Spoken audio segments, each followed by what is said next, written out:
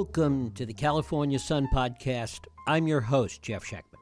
We live in an era where identity has become both currency and battlefield, where the very essence of who we are can be claimed, commodified, and contested.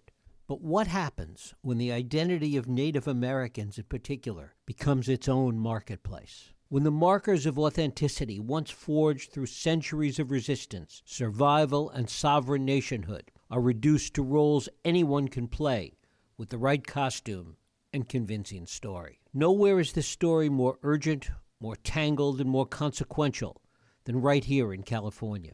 This is where it all began, in the dusty lots of early Hollywood, in the counterculture communes of Laurel Canyon, in the explosive growth of urban Indian communities following federal relocation, and now in the quiet boardrooms where tribal councils decide who belongs and who gets expelled.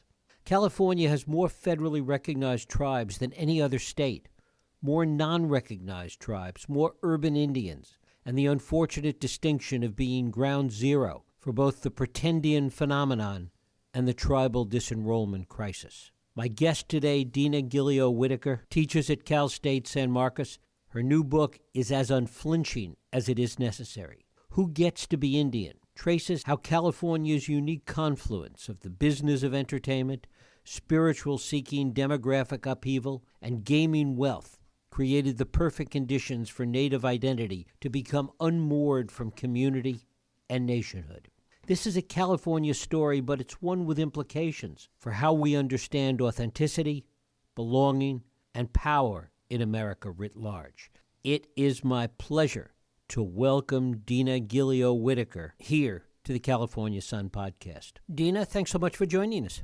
Oh, why? Hustle halt, squeeze Dina Gilio-Whitaker. Lemlemt for the invitation. Happy to be here. Well, it is a delight to have you here. I want to start off with this broad notion, first of all, the idea that Native American identity has become essentially commodified, that it is no longer necessarily about race as it is about politics and commerce. Talk about that first. It's, I will say that it's a fairly kind of novel, maybe even recent analysis. I'm not aware of anyone else who has written about it in quite this way. And that was really the goal of the book, to create a conversation so that we can have a clear analysis, so that we can get beyond the call out culture that it's really been reduced to. And because that in and of itself is really harmful and unproductive in many ways. Sometimes it's productive, but for the most part, it's really not the right approach. But so the need for that book was also necessary to ground it in a historical trajectory. How do we get here? How do we understand this phenomenon? When does it begin? And it turns out there's a way to actually pinpoint certain moments in time when we get this phenomenon. And my argument is that California is a point of origin, not necessarily the point of origin for pretendianism itself, but certainly pretendianism as we know it today. This very distinct phenomenon rooted in California culture. I think that there are, and I really want to stress this point, there are likely other points of origin for the phenomenon. And here I'm thinking about Oklahoma in the 1800s, when the Dawes Commission was signing people up and handing out allotments. I know that there's a history of people coming out of the woodwork claiming to be Cherokee to get those allotments. But so I think that there needs to be more research done in that regard. But here in California, there's a very distinct history of people coming out and claiming to be Native American during the early film industry, when the film industry was, especially the very genesis of it at the turn of the century, when many of those early films were Native American themed, Indian themes. And many of the actors in those films were Native because they had come out of the Wild West shows. But it didn't take long for those jobs, those paying jobs, at a time when the federal government was aggressively confining Native peoples to reservations, where there was the only kind of economic possibilities were in ranching and farming, which was notoriously failures for Indian people. So, and they did not produce a lot of money. But on the other hand, you have this industry, this building industry of entertainment and film that that comes out of these Wild West shows where Indians were getting paid, making very good livings doing this and traveling the world. And so the film industry comes out of this, and they are getting these jobs, but this is it. What happens is that it becomes much less necessary to actually be American Indian because of the costuming aspect. Some scholars have called this red facing. So this process of red facing opens up to virtually anybody who can become red faced and get these jobs. So it's the capitalistic mechanism of paying people to perform Indianness that commodifies this process and identity in the bigger picture. You also talk about what followed that, and this goes into the 50s and 60s, that the federal relocation program had sent thousands of Native Americans to LA and San Francisco and Oakland, and that in many ways added to this. Yes, and so it builds throughout the 20th century. By the time we get to the 1920s, the problem of Indian ethnic fraud was rampant, and so much so that it led to the first American Indian advocacy group in the film industry called the War Paint Club, and that was one of the reasons that it was founded, was to guarantee jobs, for Native people, roles in the industry for Native people. So the problem was already well entrenched by the 20s. And so by the time we get to the 1950s and 60s with the relocation program, Native people, it results in this big demographic shift where the vast majority of Native people go from living on reservations to now being in urban environments in big cities. And there, that coincides with a change in census rules where rather than census takers ascribing to you a racial category, people are now self-identifying. And so we see, and that happens in 1960. So you see this great influx of Native people into the cities, and it also coincides with the Civil Rights era. So the Civil Rights era and what scholars often call the ethnic nationalist movements of the 60s, all of that comes together in this very potent way, where we have this ethnic revival and people are now feeling more emboldened, empowered to claim their ethnic identities, whether it be, Black or Chicano or Native American. And so, claiming a Native American identity becomes chic. It becomes trendy and desirable. And there's lots of ways that we see this playing out, especially with regard to the example of Sasheen Littlefeather in 1973. But all of these things converge and creates this sort of toxic environment that's free of accountability. And this is one thing that makes it different than tribal communities themselves. The ability to get away with uh, a Native American identity in a tribal community is virtually unknown because there are automatic systems of accountability in those communities. People know each other, they're related to each other. So you can't really get away with any kind of false or dubious claims like you can now in at this time in the early 60s, especially beginning, and then building in the late 60s, claiming these identities that a person may or may not have. There's nobody asking for your tribal ID. Nobody, there's nobody, there's not any of those built-in mechanisms that people will recognize you because of your family connections or your relations, the long ancestral connections to place. That's really becomes the problem, is the lack of accountability. One of the things you talk about, and I want to come back a little bit to the 60s and 70s period, that the counterculture movement really exacerbated this in several ways, particularly in places like Laurel Canyon and Esalen, that amped this up a bit. Yeah, because once Native American identity becomes trendy and chic and desirable, it starts that's why it becomes much more easy to adopt, and it also coincides with the rise of the New Age movement. So the New Age movement has its roots in the counterculture, as I write about in the book.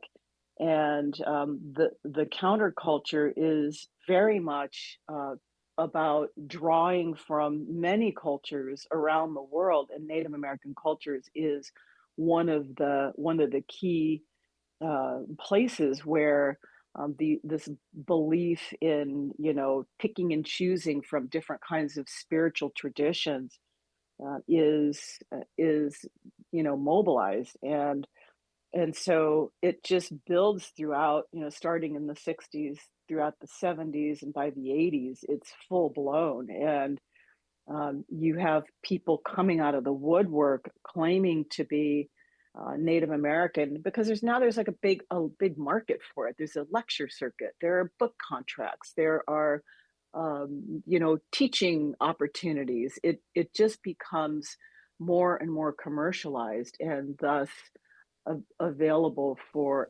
exploitation. And perhaps the epitome of that, and really the high point, really is what we're still involved in the moment, which is the way in which gaming has become part of this. Since Proposition 1A in California, it created an entire new incentive structure. Right, but the problem is an opposite problem of appropriation and wrongful claiming of Native American identity. And that ties back to my thesis, and the theory that I have advanced in the book is that the commodification of Indianness uh, is due to settler capitalism, and settler capitalism has two sides. If we think of it as a coin, metaphorically speaking, there are two sides to that coin. One of those sides is identity appropriation slash ethnic fraud, and the other side of that coin is the disenrolling of people from of legitimate tribal cultures, disenrolling and eviscerating them from those tribes, and that's tied to the need to preserve and to preserve the profits from gaming, which we call per capita payments, in those tribes that do per capitas. But it's also about maintaining power in tribal communities. So that it's a double-edged sword.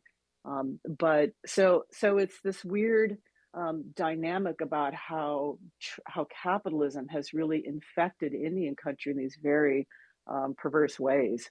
Talk about the disenrollment as a concept as it relates to what's happening with tribal gaming and casinos, and how the two are related. So disenrollment is the process of being kicked out of your tribe, and it's a growing phenomenon. It's an epidemic in Indian country. Fully 17% of all federally recognized tribes are now engaging in disenrollment, and by and large, they are gaming tribes.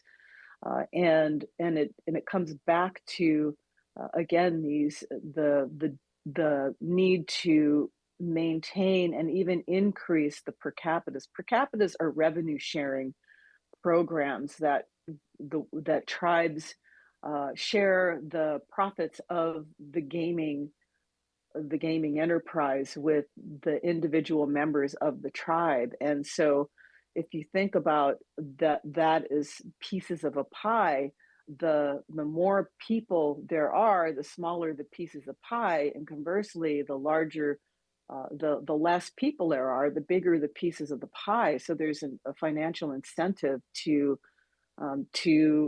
limit the number of people who share those gaming revenues. And so that's why we are seeing this, and it begins. California again is like the a point of origin for how this is happening. And there are some very very notorious, unfortunate examples of that. Talk about the example that happened in with the Pechanga tribe in Temecula. Yeah, Pachanga is the kind of like the poster child for disenrollment. Lots has been written on it, and lots of news stories have exposed this problem since the 90s. I mean, this has been going on for a long time, and uh, Pachanga has held on to its disenrolling practices for God decades now, and they also have a moratorium on new enrollment, so it keeps the membership very small, and the per capitas as a result are huge. I mean, there are reports of the per capitas of those members being upwards of $40,000 a month. So it's it's pretty disturbing. And the bigger problem is that there is no legal recourse for those who have been disenrolled because of federal Indian law that favors tribal sovereignty. I mean, we want tribal sovereignty, we support tribal sovereignty, but it has this negative impact where federal law, federal courts and state courts have been unwilling to touch this problem because they defer to this doctrine of tribal sovereignty. And in the meantime, you have over 10,000 people who have been disenrolled from these 100 tribes that have disenrolled and have no legal recourse. And so then there's a conversation about the kind of harm that causes in those individuals and families. One of the things that you also talk about is that to a certain extent that a lot of this fraud is still going on in places, that even though we've passed that counterculture period and the Hollywood period that you talk about before, there's still a lot of false identification. Talk about that today. Oh, it's done nothing but grow, and the places where it's the most entrenched is in academia, in entertainment, and I'm talking about Hollywood, and even the theater and dance world, uh, and in publishing. So people are, come, especially as native cultures have become more acceptable, more desirable over time. Now we have people really wanting to know Native American traditional ecological knowledge. There's, under the Biden administration, for example, there were lots of grants made available. We're talking, hundreds of millions of dollars in granting programs that could be attached to Native American traditional ecological knowledge. So there's all these different ways that where there are economic incentives for people to claim a Native American either personal identity or groups to claim themselves as tribes because there are financial benefits to it. And so it's become just a bigger and bigger problem. Lucrative job contracts in academia for professors, postdocs, uh,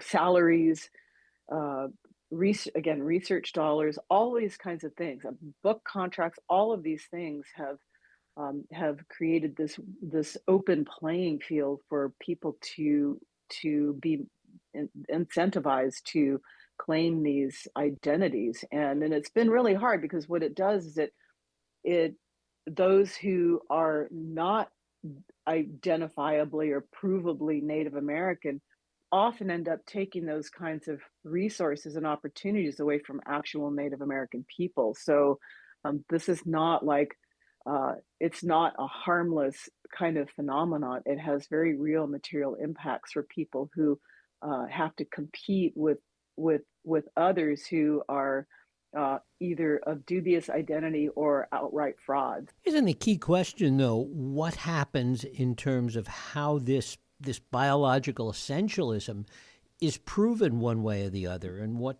the consequences are, and how do you begin to deal with it in a way that is fair and equitable? Well, I would challenge the term biological essentialism because it that presumes that Native Americanness, Indianness is a biological category, is a racial category.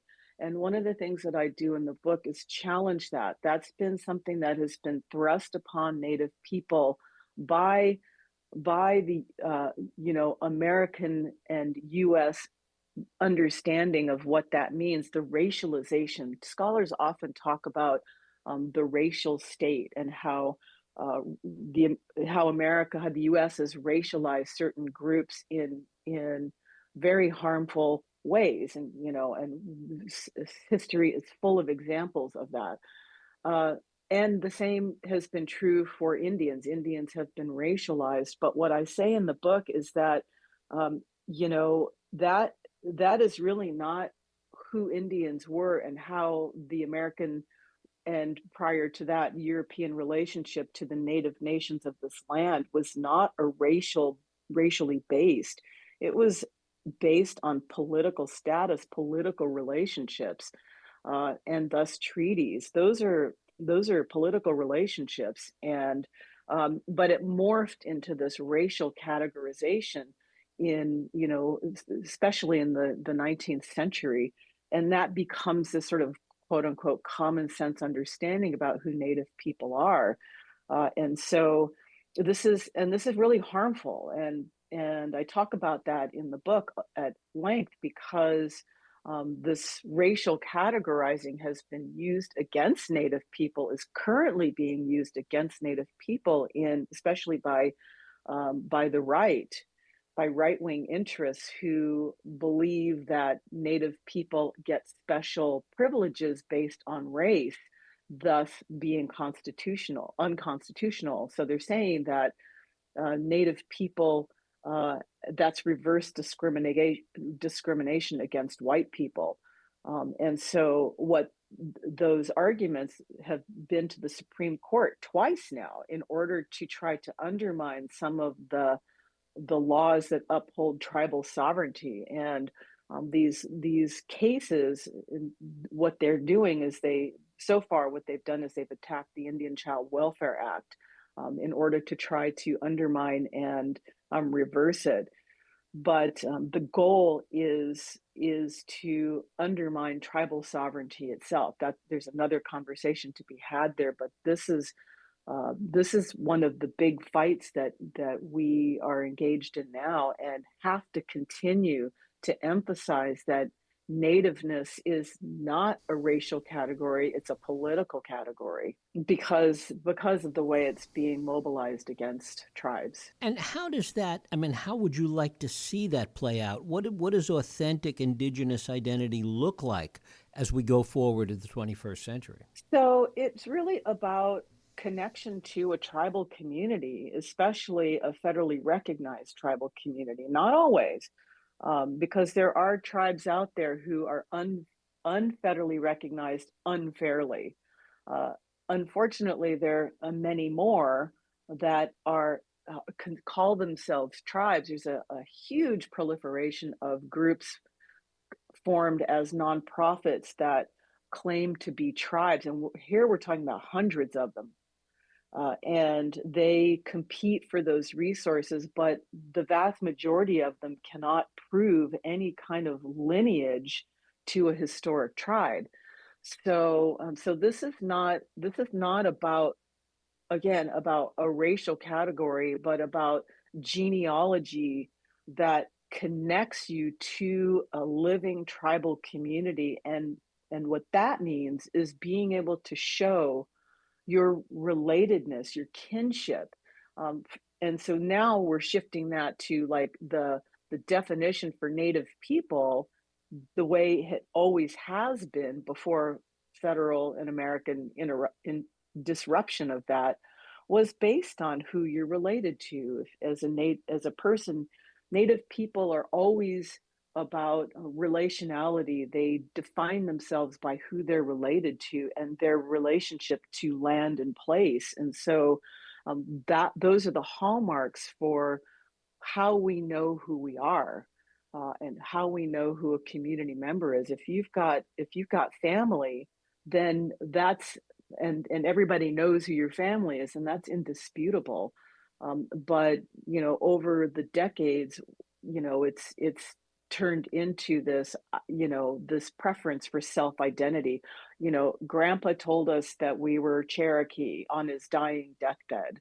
That he was so ashamed to talk about it, but he was dying, and then he told us that he was. But there's absolute, and you would be amazed how common the story is.